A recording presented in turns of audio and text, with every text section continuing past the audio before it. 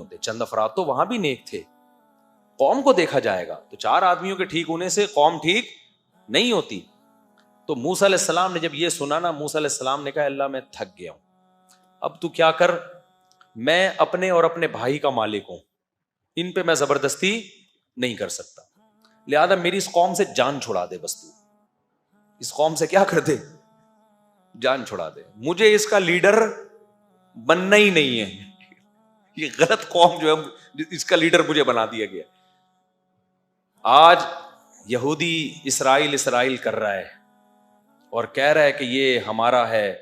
تم نے موسیٰ کو ستایا کتنا ہے, میں پہلے یہ تھوڑا مکمل کر لوں نا, پھر بتاؤں گا کہ آج یہ کیوں یہودی اتنا اچھل رہے ہیں.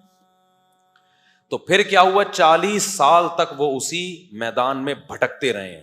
وہیں موسیٰ علیہ السلام کا انتقال ہوا, ہارون علیہ السلام کا انتقال ہوا, پھر انہی کے خادموں میں سے یا انہی کی اولادوں میں سے اللہ نے کسی کو نبوت دی. 40 سال کے بعد جا کے پھر ان پر وحی ہوئی کہ اب آپ جہاد کرو. تو پھر ان لوگوں نے جہاد کیا اور پھر اس جہاد کی برکت سے اللہ نے فتح عطا فرمائی. اور اسی میں قرآن کہتا ہے کہ ایک کمانڈر تھے, مجاہد تھے, کمانڈر بھی نہیں تھے, جن کا نام تھا داؤد. کیا نام تھا؟ وہ ایک عام سپاہی تھے لیکن عبادت گزار تھے, جو پھر بعد میں داؤد علیہ السلام بنے. تو داؤد تھے, انہوں نے بہت بہادری سے وہ لڑے. امیر کا نام تھا طالوت, اور مقابلہ جس قوم سے تھا اس کے کمانڈر کا نام تھا جالوت. تو بنی اسرائیل کے کمانڈر تھے طالوت. اچھا اس میں بھی دیکھو, نبی نے جب کہا نا لڑو, تو انہوں نے کہا کہ ہمارا کوئی امیر نہیں ہے, تو نبی نے اللہ کے حکم سے طالوت نامی بنی اسرائیل کے کسی بزرگ کو, کمانڈر کو امیر بنا دیا. کس کو امیر بنا دیا؟ یہ سبق یاد کر لینا تھوڑا سا. طالوت. اچھا طالوت میں ایک عیب سمجھا جاتا تھا, غریب تھے.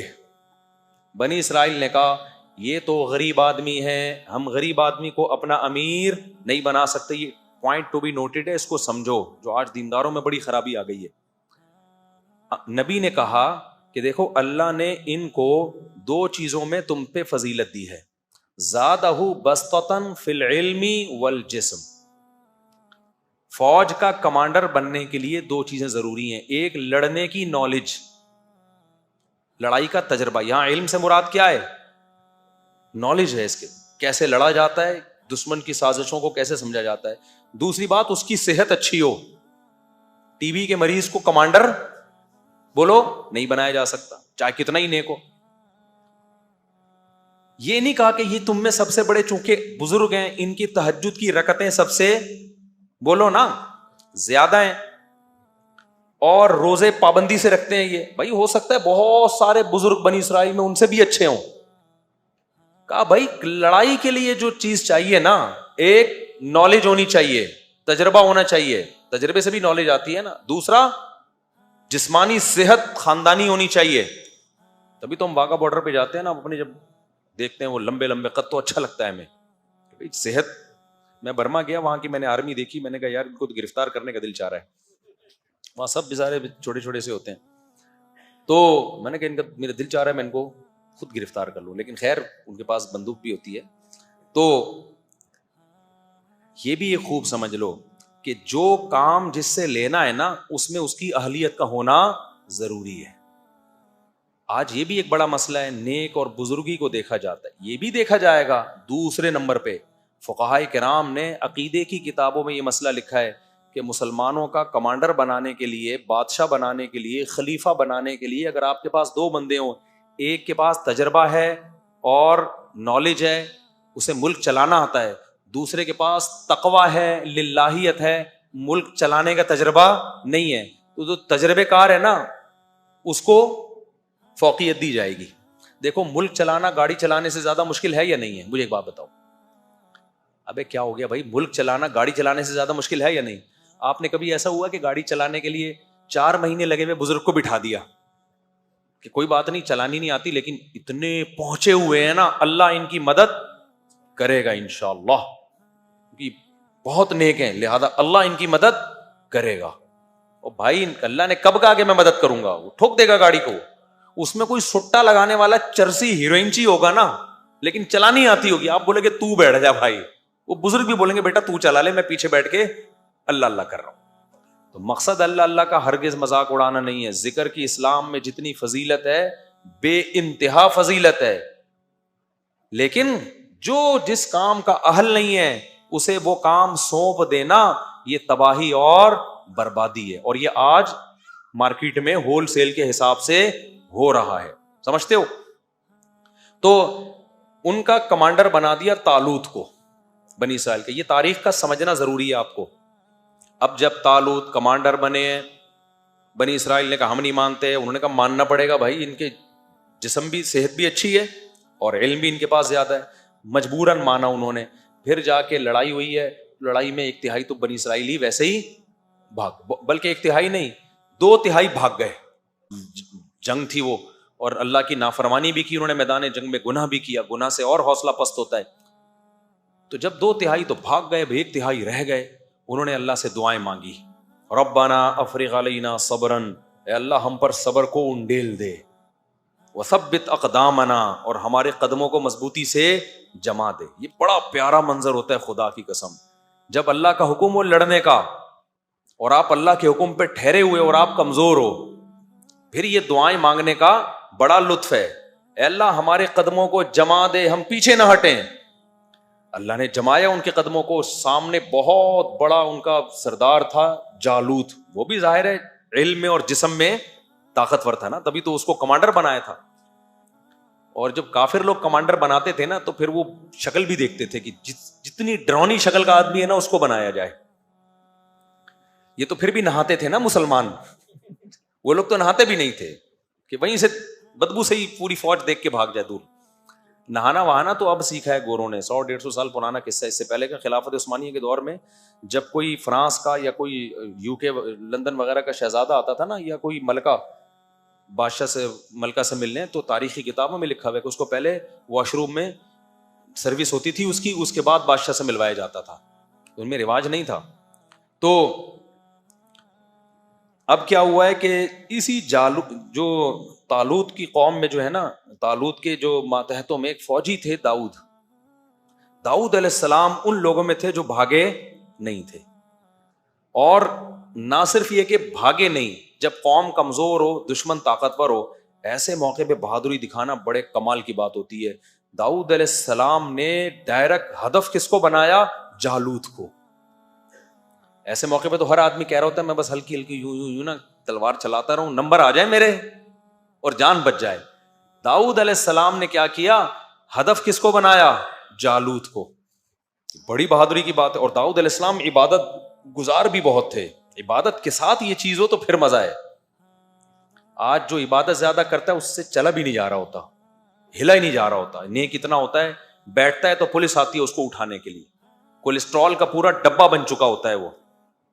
آپ ماضی اٹھا کے دیکھیں, صحابہ, تابعین, قرآن کیا کہتا ہے؟ وَكَأَمْ أَيِّم مِّن نَبِيٍّ قَاتَلَ مَعَهُ رِبِّيُّونَ كَثِيرٌ. کتنے پیغمبر ہیں جن کے ساتھ اللہ والے مل کے لڑے ہیں. تو اللہ والے کیا کرتے تھے پہلے؟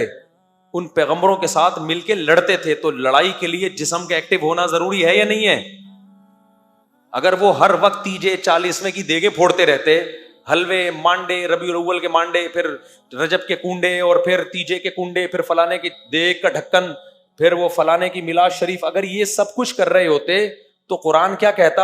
وَكَأَيٍّ مِّن نَبِيٍّ أَكَلَ مَعَهُ رِبِّيُّونَ كَثِيرٌ. معاذ اللہ, بہت سارے پیغمبر ایسے گزرے جن کے ساتھ ایسے اللہ والے لوگ تھے جو دیگوں کے ڈھکن کھولتے رہتے تھے اور دیگیں پھوڑتے رہتے تھے.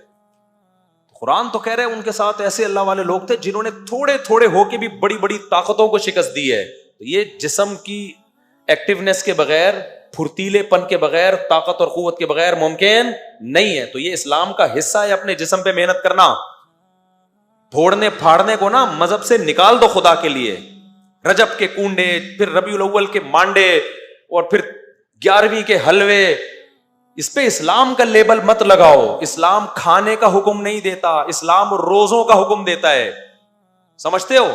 روزہ رکھنے والا ایکٹیو ہوتا ہے, پاور ہوتی ہے اس کی جسم میں. کھانے پینے والا ایکٹیو نہیں ہوتا, وہ گھی کا ڈبہ ہوتا ہے, کولیسٹرول کا ڈبہ ہوتا ہے. وہ آج جا رہے ہیں بہت سے, آپ کو لگے گا ڈھکن کھولنے کی دیر ہے, یہ خود دیکھ بن چکے ہیں. ایک تو نیچرلی کوئی موٹا ہو تو وہ تو اللہ کی طرف سے. میں نے بڑے بڑے علماء بزرگ دیکھے ہیں جو نہیں کھاتے لیکن قدرتی طور پہ جسم بھاری ہے. تو صحابہ میں بھی تھے, تابعین میں بھی تھے, اور بہت سارے اہل اللہ تھے ایسے، لیکن میں ان لوگوں کی بات کر رہا ہوں جو کھاتے ہیں، نہ دوڑتے ہیں نہ چلتے ہیں، کھا کھا کے عجیب حالت ہو گئی ہے. خیر، تو اب جب قتل کیا داؤد نے جالوت کو، تو ظاہر ہے ایک قوم وہ تھی جو 2/3 بھاگ گئے. اللہ کا ان پہ غضب ہوا کہ نہیں ہوا؟ تو اللہ کا جب غضب نافرمانوں پہ ہوتا ہے تو جو ایسے موقع پہ فرما برداری کرتے ہیں ان پہ رحمت بھی تو ہوتی ہے کہ نہیں ہوتی؟ تو رحمت اللہ کی اس پوری جنگ میں سب سے زیادہ داؤد علیہ السلام پہ ہوئی. یہ اس وقت پیغمبر نہیں، نبوت نہیں ملی تھی ان کو. اللہ کہتے ہیں انہوں نے جب بہادری سے لڑے اور جالوت کو قتل کر دیا، آتاہ اللہ الحکمہ، اللہ نے آپ کو نبوت بھی عطا کر دی، اور بالآخر بنی اسرائیل کے بادشاہ بھی کون بن گئے؟ داؤد. پوری خلافت کس کے ہاتھ میں آ گئی؟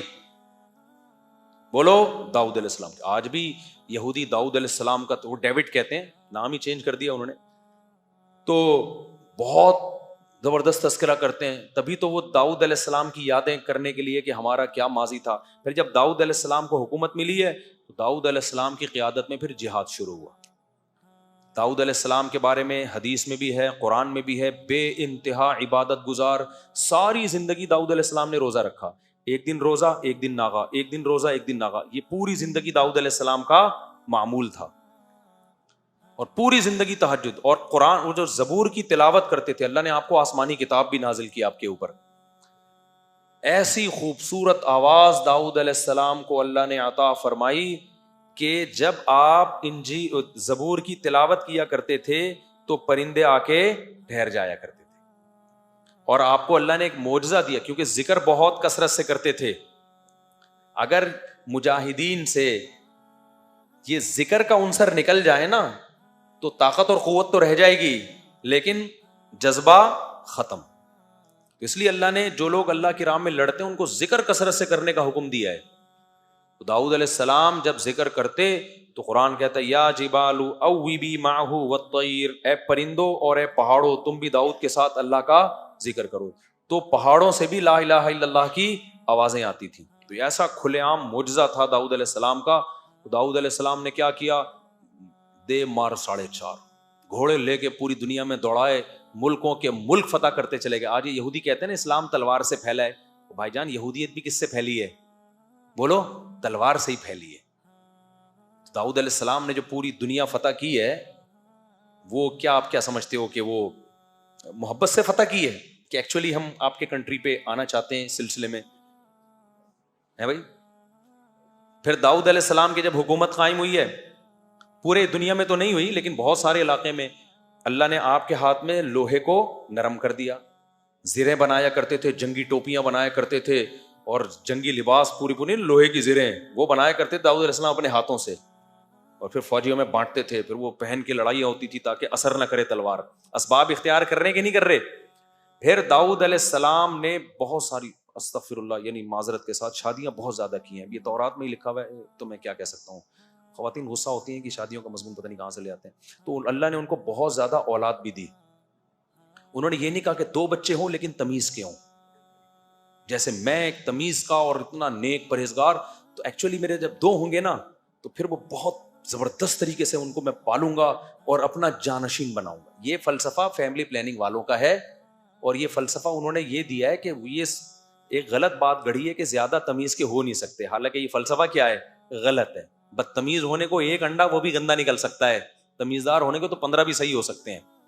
تو یہ فلسفہ ان لوگوں کا بنایا ہوا ہے جس کی وجہ سے بچے ہی مارکیٹ سے شارٹ ہو گئے، تمیز تو دوری کی بات. یعنی اس چکر میں کہ نیک بچے پیدا ہوں، بچے ہی کیا ہو گئے؟ شارٹ ہو گئے. تو داؤد علیہ السلام کو اللہ نے بہت اولاد دی، بہت سارے. پہلے 4 سے بھی زیادہ کی اجازت تھی تو اسلام نے پابندی لگائی ہے 4 سے زیادہ نہیں کر سکتے. تو خواتین کو اسلام کا شکریہ ادا کرنا چاہیے، ورنہ پہلے تو اجازت تھی 4 سے بھی زیادہ کی. داؤد علیہ السلام کی 700 بیویوں کا تو تذکرہ ہمیں ملتا ہے آسمانی کتابوں میں. تو آپ لوگ خدا کے لیے ایک دم نا صحتیں نہیں ہیں، آپ لوگ ایک دم جوش. میں نے بتایا نا میرا ایک شاگرد تھا بہت باریک سا، بہت دبلا سا، اتنا دبلا تھا میں اس کو کہتا تھا جم جاؤ تھوڑا ویٹ لفٹنگ کرو. وہ کہتا تھا مجھ سے ویٹ نہیں اٹھتا. میں نے کہا تنکے کے 2 طرف بٹن لگاؤ، یوں کر کے اٹھایا کرو. تو جب بھی میں 2-3 شادیوں کی بات کرتا تھا نا وہ ایک دم جوش میں آ جاتا تھا، ایک دم خوش. میں کہتا بھائی ذرا آرام سے. میں نے کہا یار یہ تمہارے لیے آپشن نہیں. میں نے کہا تم شادی کرو گے 4-6 گلوکوز کی بوتلیں پہلے باہر رکھنا. مذاق کرتا تھا, اپنا شاگرد تھا, وہ ہنستا تھا میرے مذاق پہ. تو اب داؤد علیہ الصلوۃ والسلام کو اللہ نے بیٹے دیے بنی اسرائیل میں, ان کا نام سلیمان. تو سلیمان علیہ السلام بھی بہت عالی شان پیغمبر, ان کو بھی کنگ سلیمان کہتے ہیں نا آج بھی گورے. ان کو ایسی بادشاہت ملی کہ ابا سے جو خلافت ملی تھی نا, تو اس کو اور انہوں نے آگے پھیلا دیا, اور اتنا جہاد ہوا ہے. تو یہودیت بھی کیسے پھیلی ہے بھائی دنیا میں؟ تلوار سے ہی پھیلی ہے. اب تعبیرات کا فرق ہوتا ہے. تلوار سے کی طاقت سے دنیا سے زنا اور برائی کا خاتمہ کیا ہے. اب آپ اس کو تعبیر کچھ بھی کر لو. تو اب کیا ہے کہ سلیمان علیہ الصلوۃ والسلام کی 100 بیویاں تھیں, صحیح بخاری میں. تو سلیمان علیہ الصلوۃ والسلام کی بھی اولاد ہوئی. تو پھر وہ جب واقعات آئیں گے سلیمان علیہ السلام کے پھر بتاؤں گا میں انشاءاللہ. ابھی تو تھوڑا سا خاکہ آپ کی نظروں میں بٹھا رہا ہوں نا انبیاء کا سلسلے کا. تو سلیمان علیہ الصلوۃ والسلام کی بہت بڑی ریاست قائم ہوئی ہے دنیا میں نا. اللہ نے آپ کے جنات بھی آپ کے تابع کر دیے. یہ حرام مصر دنیا کا عجوبہ ہے یا نہیں ہے؟ تو عین ممکن ہے یہ جنات کا تعمیر کردہ ہو. دنیا حیران ہے نا یار, یہ اتنی بڑی بڑی بے جوڑ اینٹیں جن میں جوڑ نہیں ہے, یہ کون سے کرینوں نے لا کے پہاڑوں کے اوپر رکھی ہیں؟ ہو سکتا ہے جن نے یوں کر کے اٹھا کے ایسے کر کے رکھ دی ہو. اور یہ بھی ممکن ہے کہ اس دور میں ٹیکنالوجی نے ترقی بہت زیادہ کر لی ہو, اس کا بھی پورا امکان ہے. تو یہ ضروری تو نہیں ہے نا کہ سائنسی ترقی ابھی ہوئی ہے, ہو سکتا ہے پہلے ہوئی ہو, پھر دنیا میں کوئی تباہی ہوئی ہو اور سارا پروگرام اڑ گیا ہو, بہت کچھ ہو سکتا ہے. تو سلیمان علیہ الصلوۃ والسلام کی قیادت میں بہت بڑے حصے پر ان کی حکومت ہوئی ہے. یہ ساری اللہ نے اولاد ابراہیم کو نوازا ہے. اب چکر کیا ہے, چونکہ ان لوگوں میں پھر برائیاں آنا شروع ہوئی یہودیوں میں, پھر سلیمان علیہ الصلوۃ والسلام کے آگے سلسلہ جو چلا ابراہیم علیہ السلام کا, انہی میں پھر حضرت زکریا علیہ السلام پیدا ہوئے, حضرت عمران پیدا ہوئے, جن کے بارے میں ہمیں نہیں پتا کہ نبی تھے یا نہیں تھے, لیکن قرآن نے ان کا تذکرہ بہت اہتمام سے کیا. ان اللہ اصطفیٰ آدم ونوحا وآل عمران علی العالمین, کہ اللہ نے آل عمران کو جہان والوں پر منتخب کیا. تو عمران جو تھے, حضرت عمران, ان کی زوجہ, انہوں نے منت مانی کہ میرے ہاں بچہ پیدا ہوگا تو میں اسے بیت المقدس کی خدمت کے لیے وقف کر دوں گی. تو بچہ کے بجائے مریم پیدا ہو گئی, حضرت مریم. اچھا, حضرت زکریا علیہ السلام بھی بے اولاد تھے, اور یہ زکریا علیہ السلام تھے حضرت مریم کے خالو, سمجھ رہے ہیں, حضرت مریم کے خالو. یہ بھی بنی اسرائیل کے پیغمبر ہیں اور بہت زیادہ عبادت گزار تھے یہ. تو زکریا علیہ الصلوۃ والسلام کا زمانہ نبی صلی اللہ علیہ وسلم سے تقریباً 600 سال. زکریا علیہ السلام, حضرت مریم, حضرت عمران اور حضرت عیسیٰ, یہ 4 بزرگ شخصیات ہیں جن کا قرآن میں تذکرہ ملتا ہے. اور یہ چاروں نبی صلی اللہ علیہ وسلم سے تقریباً کتنا فاصلہ ان کا؟ 600 سال کا. ان میں پہلے حضرت زکریا اور یحییٰ علیہ السلام, ان میں پہلے حضرت زکریا ہیں, ان کی زوجہ کے بھانجی ہیں حضرت مریم, سمجھ رہے ہیں, حضرت مریم تھی حضرت زکریا کی زوجہ کی بھانجی, اور حضرت مریم کے بیٹے ہیں حضرت عیسیٰ, اور حضرت زکریا کے بیٹے ہیں حضرت یحییٰ. تو یہ 3 پیغمبر ہو گئے, حضرت زکریا, ان کے بیٹے حضرت یحییٰ, اور حضرت زکریا کی زوجہ کے بھانجی حضرت مریم, اور ان کے بیٹے حضرت عیسیٰ. تو ان میں حضرت عیسیٰ, یحییٰ اور زکریا, یہ 3 پیغمبر ہو گئے, اور 2 بزرگ شخصیات ہو گئی ان میں, ایک حضرت عمران اور ایک حضرت مریم. سمجھتے ہو کہ نہیں سمجھتے؟ اور حضرت عمران کی زوجہ کو بھی آپ انہی میں شامل کر لیں, کیونکہ وہ بھی بہت بزرگ خاتون تھی. انہوں نے منت مانی کہ اللہ میرے بیٹا پیدا ہوگا تو میں اسے بیت المقدس کی خدمت کے لیے وقف کروں گی. تو بیٹے کے بجائے حضرت مریم پیدا ہو گئی. تو پھر وہ حیران ہوئی کہ لیس الذکر کالانثیٰ, ظاہر ہے جو کام بیٹے کر سکتا ہے وہ بیٹیاں نہیں کر سکتی. لیکن اللہ کے علم میں تھا کہ اللہ اس بیٹی کو ایسا نوازے گا کہ اس کا نام قیامت تک زندہ رہے. قرآن میں کسی عورت کا نام نہیں ہے سوائے مریم کے. ہر عورت کا جب اللہ تذکرہ کرتا ہے نا تو ان کے شوہر یا باپ کی طرف نسبت کر کے. حضرت آسیہ جو تھیں فرعون کی زوجہ, ان کو قرآن آسیہ نہیں کہتا, امرأۃ فرعون, فرعون کی بیوی. اس سے بھی پتہ چلتا ہے کہ عورت کی پہچان کس سے ہے, مرد سے ہے, یا باپ سے یا شوہر سے, نسبت اللہ اسی کی طرف کرتا ہے.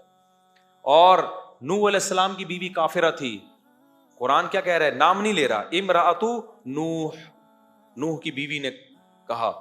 لوط علیہ السلام کی بیوی کافرہ تھی, نام نہیں لیا قرآن نے, امرأۃ لوط, لوط کی بیوی کہا. آدم علیہ السلام کی زوجہ جو ہماری ماں تھیں, نام اللہ نے حوا ان کا بیان نہیں کیا, بلکہ اسکن انت و زوجک, اے آدم تو اور تیری زوجہ. تو اس لیے خواتین کو چاہیے کہ اپنے گھر کے مردوں کو تھوڑا سا پروٹوکول دے دیا کریں, لبرل بننے کی کوشش گوروں کی طرح نہ کریں. مرد کو اس سے خوشی ہوتی ہے جب عورت کہتی ہے میں فلاں کی وائف آپ سے بات کر رہی ہوں, میں فلاں کی بیٹی بنت فلاں بات کر رہی ہوں, تو آدمی کا دل تھوڑا چوڑا ہو جاتا ہے, پھر وہ عورت کو اپنا سمجھنا شروع کر دیتا ہے. اور اگر کہے کہ میں مسٹر فلانی بات کر رہی ہوں, میاں کہے گا میں کس سلسلے میں آیا ہوں پھر یہاں پہ. اور یہ گوروں نے بھی تھا, مرسز فلاں تھا, چلتا تھا نا گوروں میں, جب تک ان کا فیملی سسٹم چل رہا تھا نا, مرسز, وہ بھی نام نہیں لیتے تھے, یہ چند سال پہلے کی بات ہے. اب تو گوروں نے بھی مرسز ورسز ختم. تو صرف حضرت مریم کا نام لیا ہے قرآن نے. اس میں کیا حکمت ہے, کیونکہ قرآن بالکل واضح کہنا چاہتا ہے کہ عیسیٰ مریم کے بیٹے ہیں, مریم کے. وہاں اگر فلانی بنتے تو کنفیوژن پیدا ہو سکتی تھی. اس سے بھی پتہ چلتا ہے کہ جہاں کنفیوژن کا خطرہ ہو نا, پھر عورت کا نام لیا جائے گا, پھر شرم و حیا نہیں ہوگی. جیسے نکاح جب پڑھاتے ہیں تو اس میں لڑکی کا نام اناؤنس کیا جاتا ہے, اس میں یہ نہیں ہو کہ فلانے کی بیٹی اور فلانے کو پتہ نہیں کتنی بیٹی ہیں, کون سی والی کو ہو رہا ہے کون سی کا نہیں ہو رہا. جہاں ضرورت ہوگی وہاں نام اناؤنس کیا جائے گا, جہاں ضرورت نہیں ہوگی تو عورت کا نام چھپا دینا یہ بہتر ہے. اس کی نسبت کس کی طرف کر دی جائے, اس کے, اللہ نے مردوں کو بڑی عزت دی ہے اور اس میں عورت کا بھی فائدہ ہے. عورت اگر مردوں کو رسپیکٹ دے گی نا تو مرد کا دل کیا ہوگا بھائی, بڑا ہوگا, پھر اس کے لیے قربانی دے گا. اور اگر اس کی آنکھوں میں آنکھیں ڈال کے بات کرے گی تو پھر آدمی تو پاورفل ہے بھائی, وہ پھر عورت کو رسپیکٹ نہیں دے گا. وہ کہے گا جب تم ہمارے جیسی تو ہم بھی پھر ٹھیک ہے, ہم تھوڑی تمہارے لیے قربانی دیں گے. وہ تو اب کیا ہوا, جلدی سے بات کو سمیٹتا ہوں. زکریا علیہ الصلوۃ والسلام کی بھی اولاد نہیں تھی, اور حضرت, تو اس خاندان میں نا اللہ نے کوئی خاص رحمتیں کی, کیونکہ بنی اسرائیل کے یہ سلیکٹڈ لوگ تھے. ان کی خاصیت کیا تھی, قرآن کہتا ہے کانوا یسارعون فی الخیرات. حضرت عمران ان کی زوجہ, حضرت زکریا ان کی زوجہ, یہ جو خاندان تھا یہ راتوں کو اٹھ کے عبادت کیا کرتے تھے اور ہم سے دعائیں مانگا کرتے تھے, رغبا و رہبا, جہنم کے خوف سے اور جنت کی لالچ میں. تو کسی خاندان کو اگر سلیکٹڈ بنانا ہے نا اللہ کی نظر میں, تو اس میں تہجد کا رواج بہت ضروری ہے. کسی بھی خاندان میں اگر یہ رواج ہے نا, رات کو اٹھ کے دعائیں مانگتے ہیں, اور دعائیں کیا, یہ نہیں کہ فلانے کی جاب لگ جائے وہ بھی مانگے آپ, اصل کیا ہے کہ آخرت کی فکر ہو, تو یہ پھر وہ خاندان ہے جو اللہ کی نظر میں بہت زیادہ منتخب ہے. پھر ان کے ساتھ معجزے کرامتیں ہوتی ہیں. تبھی جب زکریا علیہ السلام کو اللہ نے خوشخبری سنائی کہ آپ کی اولاد ہوگی تو وہ حیران ہونے لگے. ابراہیم علیہ السلام کو جب خوشخبری سنائی آپ کی اولاد ہوگی, حیران ہونے لگے. ان کی بیوی حیران ہونے لگی, کیسے, تو اللہ نے فرمایا بھائی تم پر اللہ کی رحمتیں ہیں, برکتیں ہیں. اور پھر اللہ نے بھی فرمایا یسارعون فی الخیرات, یہ لوگ نیکیوں میں ایک دوسرے سے آگے بڑھتے تھے اور ہمیں راتوں کو اٹھ اٹھ کے پکارا کرتے تھے. تو جب تم یہ ایسا کام کر رہے ہو جو پبلک نہیں کرتی, تو میں بھی تمہارے ساتھ وہ کام کروں گا جو پبلک کے ساتھ نہیں کرتا. پبلک میں جب تک شادی نہیں ہوتی, اولاد نہیں ہوتی, مریم تجھے شوہر کے بغیر میں بیٹا دوں گا. پبلک میں 90 سال کے بوڑھوں کو اولادیں بولو نہیں ملتی. لیکن بھائی آپ پبلک سے ہٹ کے کچھ الگ کام کر رہے ہو تو آپ کو 90 سال میں بھی اللہ کیا دے گا, اولاد دے گا. تو یہ زکریا علیہ السلام اور عیسیٰ علیہ السلام تک ہم نے سلسلہ بیان کیا. وقت چونکہ بہت زیادہ ہو گیا, اب کل میں انشاءاللہ زکریا علیہ السلام اور حضرت مریم اور عیسیٰ علیہ السلام کے جو اللہ نے سورہ مریم میں واقعات سنائے ہیں وہ میں انشاءاللہ ڈیٹیل سے بتاؤں گا. اور یہودی جو کہہ رہے تھے نا کہ ہم نے اتنی دنیا پہ حکومت کی ہے, آج بھی یہودی کہتے ہیں ہم تو اللہ کے سلیکٹڈ لوگ ہیں, ہم میں ایسے ایسے پیغمبر گزرے. تو اللہ بتائے گا کہ تم لوگوں نے ناشکری کی انتہا کی ہے, ان پیغمبروں کی تم نے قدر نہیں کی, جس سے اللہ نے یہ خلافت چھین کے اسماعیل علیہ السلام جو حضرت ابراہیم کے دوسرے بیٹے تھے نا، جو مکہ میں پلے تھے، ان کے حوالے کر دیے. اب یہ اہل اسلام کا دین ہے، جس کو فالو کیا جائے گا تو نجات ملے گی. اب یہودیت کو فالو کرنے میں نجات نہیں ملے گی. لیکن یہودیوں کو حسد ہے، وہ اپنا ماضی یاد کرتے ہیں، جی سلیمان اور داؤد، او بھائی وہ تھے، وہ اب نہیں. اور ان کا بھی تم نے حشر کیا کیا تھا، ان کا تم نے میجورٹی نے ان کے ساتھ کیا کیا ہے، تو اس کا کی سزا تم پہ ملی ہے کہ اللہ نے تم سے خلافت اور حکومت چھین لی. تو اب ہم انشاءاللہ کل جو ہے یہ سورہ مریم کو، اس میں جو اللہ نے آیات، بہت دلچسپ آیات ہیں، تو آپ لوگ کل آئیں انشاءاللہ. اللہ تعالیٰ سمجھنے کی، عمل کی توفیق عطا فرمائے.